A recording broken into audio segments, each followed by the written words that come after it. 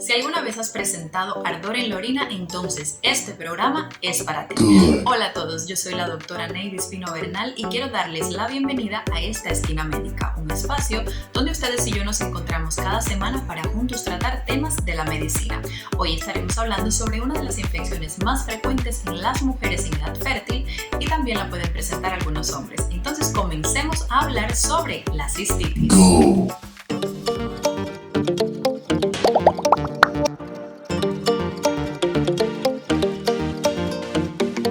Comencemos el programa definiendo qué es una cistitis. Bueno, mira, en medicina todo aquello que termine en itis quiere decir que hay un proceso inflamatorio.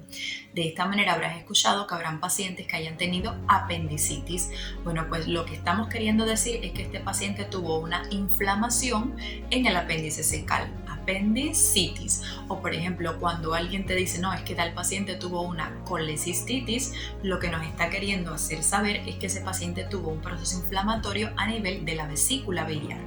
Entonces, llevando este término a lo que vamos a hablar en el día de hoy, podemos decir que la cistitis hace referencia a una inflamación, pero dentro de la vejiga urinaria. ¿Y por qué se va a producir básicamente esta inflamación? Bueno, puede ser lo mismo por bacterias que por otras causas. ¿Cuál será lo más frecuente? Pues que sea por bacterias. Sin embargo, se ha visto que, por ejemplo, pacientes que han tenido un tumor en la cavidad pélvica y que han recibido radioterapia como forma de tratamiento, pueden desarrollar como secuela una cistitis rádica, o sea, una inflamación dentro de la vejiga debido a esas radiaciones que el paciente recibió como parte de su tratamiento. Por otra parte estaría la cistitis química, que en este caso serían ciertos componentes químicos que logran producir esa irritación, esa inflamación dentro de la vejiga, y fármacos como la ciclofosfamida son capaces de inducir la aparición de esta entidad. Por otra parte, podemos encontrar también la cistitis glandular, la cistitis intersticial, que en este caso aún no se conoce la causa, pero lo que sí sabemos es que es una condición que produce un dolor pélvico crónico, o sea, un dolor que va a estar presentándose de manera recurrente y que además cursa con un síndrome miccional. O sea, el paciente va a tener que ir muchas veces al baño, va a aumentar la frecuencia y también la urgencia con que necesitará pues evacuar la vejiga. Entonces, estas serían básicamente las causas. ¿Habrán otras causas? Sí, la cistitis tuberculosa, por ejemplo, pero hoy hablaremos sobre todo de la cistitis bacteriana, o sea, la que es producida debido a que bacterias que se encontraban en la región anal, enterobacterias, que es como se llama porque proceden de la región del intestino, la región digestiva, pues ellas ascienden básicamente por la uretra y llegan a la vejiga, colonizan esta vejiga, producen una infección aquí, dañan la mucosa, el epitelio ahí de la vejiga, y entonces es que el paciente comienza con manifestaciones clínicas debido a esto, debido a la colonización y a la inflamación que esas bacterias han desarrollado. Como verás, debido a las características anatómicas de la mujer, es mucho más frecuente encontrar una cistitis en féminas que en hombres. ¿Y esto por qué? Pues debido a que la uretra de la mujer es muy cortita, sin embargo, la uretra del hombre es mucho más larga, aunque pueda ser variable en tamaño. Cierto es que comparado con la mujer, la uretra masculina es mucho más grande, más larga en extensión.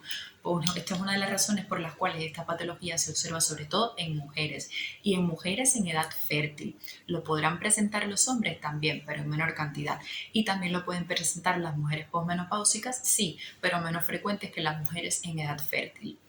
Entonces, hablemos ahora un poco sobre cuáles son esas bacterias que me van a producir a mí una infección urinaria. Bueno, digamos que la gran protagonista de todas las bacterias va a ser la Escherichia coli. Se las voy a poner por aquí para que la conozcan. La Escherichia coli es la responsable del 85% de todas las infecciones urinarias de tipo cistitis aguda. Porque sí, familia, es que la cistitis aguda es realmente uno de los tipos de infecciones urinarias, porque pertenece a este tracto, junto con el riñón, los uréteres, después la vejiga y después la uretra. Entonces, la Escherichia coli es una bacteria gram negativa que, no debería estar aquí en realidad. Ella, donde vive en realidad, es en el sistema digestivo, en el colon, y llega a esta región, pues como les había dicho anteriormente, porque se encuentra en la región anal, de ahí va a la región del introito vaginal, aquí puede colonizar y posteriormente ascender, porque es que en el vestíbulo vaginal, en toda esta parte del introito y el vestíbulo, está muy estrechamente comunicado, hay una relación muy directa, por eso es que la Escherichia puede ir perfectamente y entrar por la uretra y producir esta infección. ¿Es la única bacteria que lo puede hacer? No, hay otras. El Proteus mirabilis, la Klebsiella, la Serratia, algunos tipos de estafilococos también lo hacen, algunos tipos de streptococos también lo hacen, pero con una menor frecuencia en relación con la Escherichia coli. Un factor de riesgo es todo aquello que puede predisponerme a padecer de una enfermedad, aun cuando no sea directamente la causa de esa condición. Entonces, para el desarrollo de una cistitis aguda se han evaluado una serie de factores de riesgo. Por ejemplo, uno de ellos es el embarazo. ¿Por qué? Bueno, porque en el embarazo hay algo que conocemos como bacteriuria asintomática. Es que hay una predisposición a que la orina de la mujer esté infectada por bacterias y obviamente esto predispone a que padezcamos de una cistitis aguda o incluso de una pielonefritis si continúa ascendiendo la bacteria. También por otra parte recordemos que el embarazo se comporta como un tumor de crecimiento rápido debido a que crece semanalmente de forma exponencial y esto también produce compresión de órganos vecinos y estos órganos vecinos son precisamente los uréteres, la vejiga y un factor obstructivo que puede predisponer al desarrollo de una infección urinaria. ¿Qué otra cosa? La diabetes mellitus, la inmunosupresión, pacientes que lleven tratamiento con corticoides, pacientes que vivan en sociedades con muy bajas posibilidades económicas, porque básicamente por los pocos hábitos higiénicos y el estilo de vida que llevan estas personas.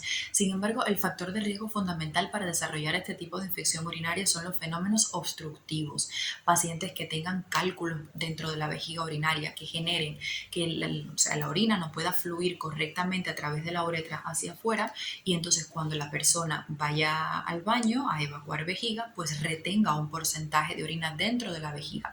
Esto sería un factor de riesgo directo para que las bacterias proliferen aquí y logren dañar la mucosa, un factor de riesgo para el desarrollo de la cistitis aguda. Ahora hablemos un poco de cuáles serían esas manifestaciones clínicas que las pacientes pueden presentar. Pues los síntomas de la cistitis aguda nosotros los clasificamos como un síndrome miccional, o sea, es una paciente que ella va a sentir ardor cada vez que orina, que a esto se le llama en medicina como disuria. También puede presentar, sobre todo al final de la micción, puede ver como un pequeño sangramiento y a esto le llamamos hematuria. Además, son personas que pueden presentar un aumento en la frecuencia de los episodios urinarios. Se siente la necesidad todo el tiempo de estar yendo al baño a evacuar la vejiga y sin embargo tiene la característica de que cuando van hacen muy poquito. Y esto es precisamente porque ellas sienten la necesidad y hacen poquito porque tienen esta manifestación que nosotros conocemos como tenesmo vesical. ¿Podrán aparecer otros? Sí, es probable, pero algo muy importante que quiero decirte es que las pacientes no deben tener fiebre, porque en el caso de que ellas presenten fiebre, esto quiere decir que ya la infección no está solamente a nivel de la vejiga, sino que probablemente ha afectado otros órganos, como es por ejemplo el riñón. Y en este caso, si el riñón se ve comprometido, pues entonces estaríamos hablando ya de una pielonefritis aguda en lugar de una cistitis aguda. Bueno, si lo que pretendemos es diagnosticar una infección urinaria, lo que tenemos que hacer es irnos a la orina y confirmar que efectivamente existe una infección por una bacteria a este nivel.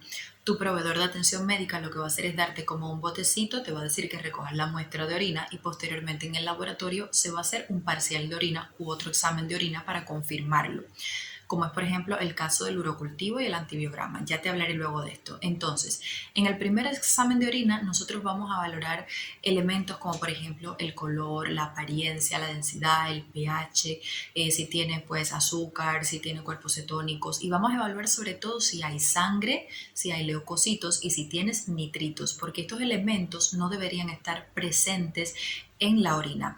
En el caso de que estén, pues puede ser sugestivo de la presencia de una infección urinaria. Por ejemplo, en el caso de los nitritos, nosotros verdaderamente por orina lo que eliminamos serían los nitratos, que los obtenemos a partir de la dieta, básicamente a través de las frutas y las hortalizas. ¿Qué pasa? Que estos nitratos cuando están en orina y ellos se encuentran con bacterias ahí a nivel de la orina, pues entonces las bacterias lo van a transformar, los van a degradar y se van a convertir en nitritos que no deberían estar allí. De manera que si yo reconozco en que en mi orina hay nitritos es porque evidentemente tengo bacterias que me están produciendo la transformación dentro de la orina. Por eso es un signo muy importante a evaluar cuando nosotros pretendemos diagnosticar una infección urinaria. Sin embargo, no porque no tengas nitritos en la orina significa que no tienes una infección urinaria, porque es que hay bacterias que tienen la infección, pero sin embargo no producen esta transformación. Así que es un signo importante, pero no es un signo exclusivo para yo determinar que tienes una infección urinaria. Entonces, bueno, mira, te quería mostrar esto, el resultado de una el resultado de una paciente que he visto hoy con infección urinaria. ¿Ves? Está en inglés, pero bueno, aquí puedes ver que dice el color, la apariencia, el pH, sangre que no tuvo, y si hay presencia de bilirrubina, de orina, o sea, de proteínas en la orina. Y aquí detrás es donde está precisamente la información de la que te estoy hablando. ¿Ves? Aquí estarían los nitritos, que en su caso fueron positivos. ¿Ves? O sea, esta paciente está perdiendo nitritos por la orina. Quiere decir que tiene una infección urinaria y además tenía una leucocituria. Así que verdaderamente esto es un parcial de orina que está realmente sugiere mucho que la paciente tiene una infección urinaria en estos momentos. Entonces, bueno, también se puede hacer un urocultivo y se puede hacer un antibiograma.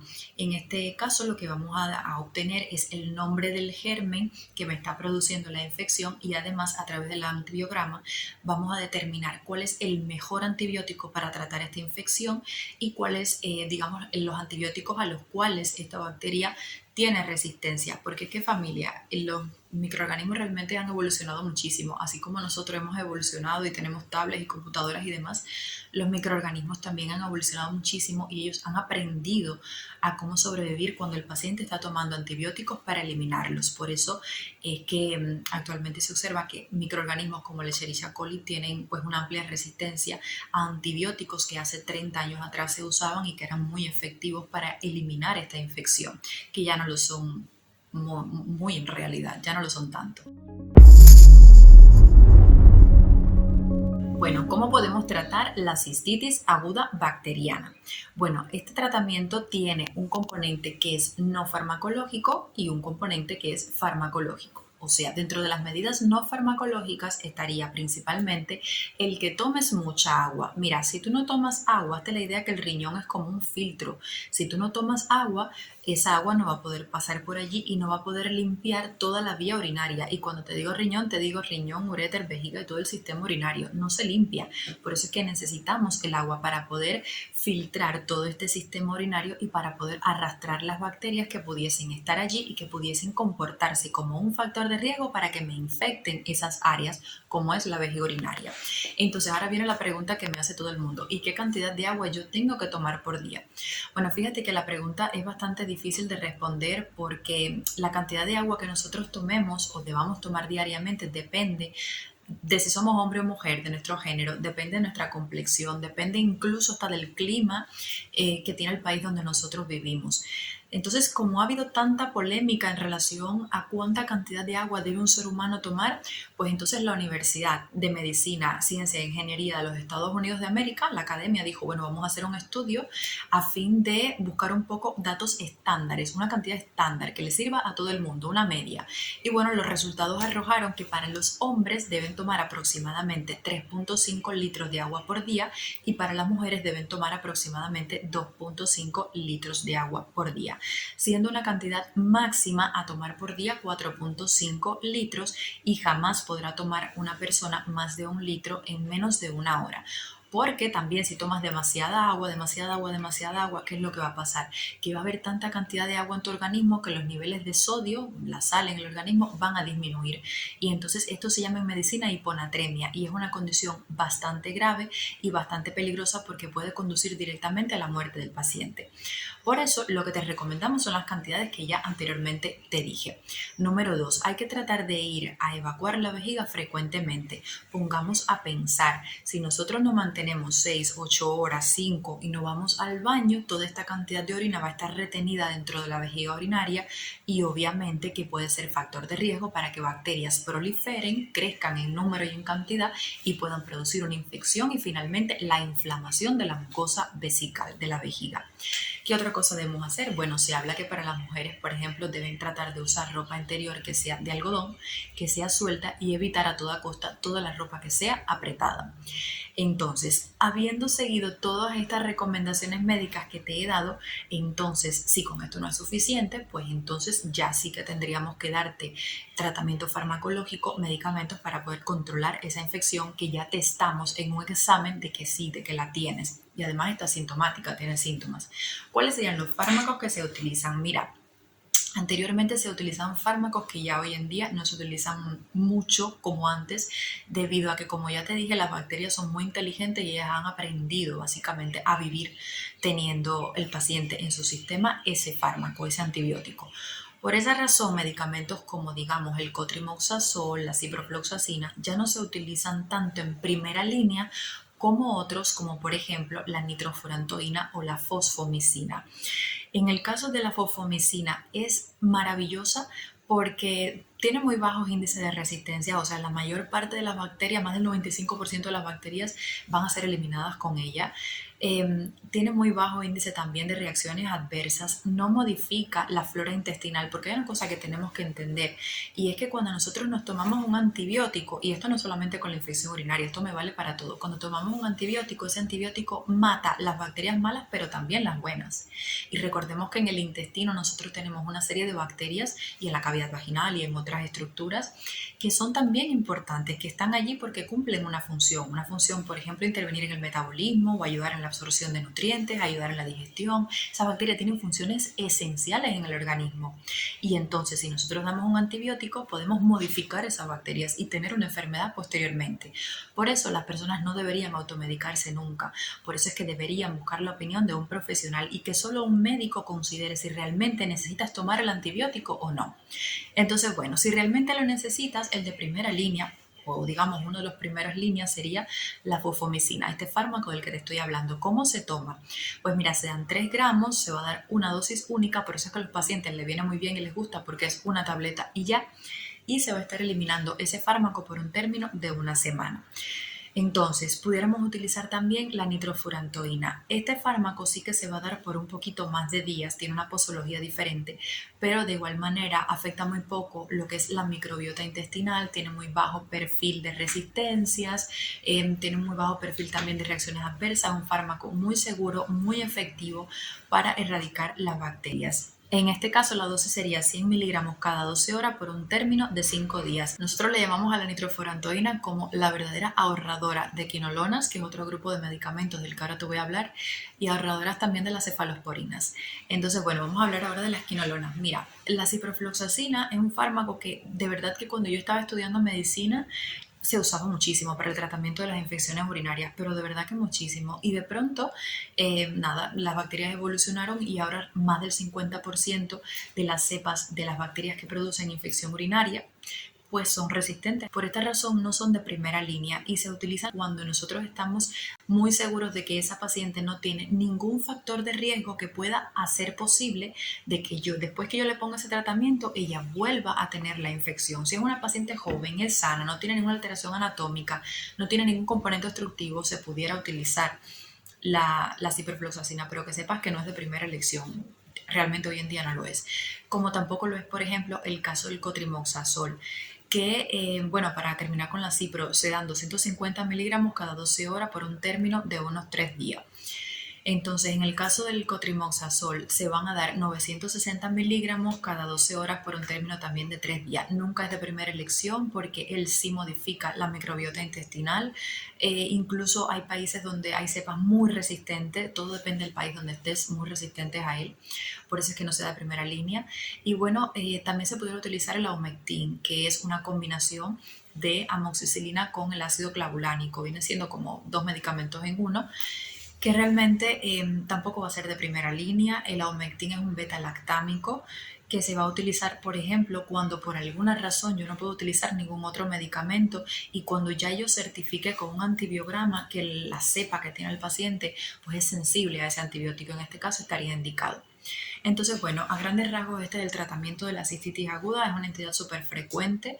Es bastante fácil de tratar si la paciente sigue las instrucciones, si se toma bien el medicamento, si cumple todas las indicaciones. Suele tratarse bien, suele no recidivar, pero sí puede recidivar si la paciente no completa el tratamiento, si la paciente no sigue en el tiempo las medidas preventivas como tomar agua, ir frecuentemente al baño y todo esto, la infección sí puede reaparecer y de hecho lo hace. Entonces, bueno, familia, es un programa corto, pero creo que vale la pena hablar sobre la cistitis aguda por la frecuencia que tiene en la población. Cualquier duda que tengan me pueden escribir en los comentarios y yo con muchísimo gusto estaré aquí para responderles. Entonces, bueno, les mando mil besos, mil abrazos, cuídense muchísimo y nos vemos